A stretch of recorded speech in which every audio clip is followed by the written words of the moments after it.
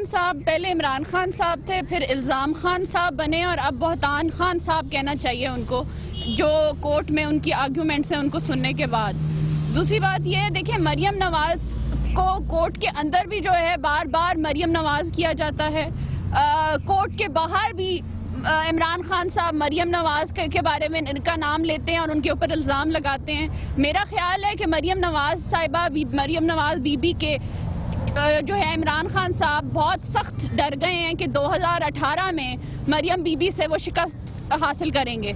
और एक और बात मैं करना चाहूँगी कि एक मुंतखब वज़ीर आज़म, मुंतखब हुकूमत को हटाने का जो प्लान हैच कर रहे थे इमरान खान साहब, क्या उसकी इन्वेस्टिगेशन नहीं होनी चाहिए?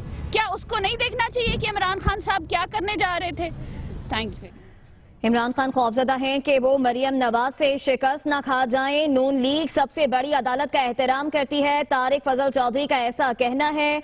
और ये भी कहा कि इमरान खान खौफजदा हैं कि इमरान खान इल्ज़ाम खान के बाद अब बोहतान खान बन गए हैं। नून लीग के रहनुमा मीडिया से गुफ्तगू कर रहे थे और ये भी कहा कि इमरान खान जहां भी गए उन्हें नाकामी का सामना करना पड़ा। Supreme court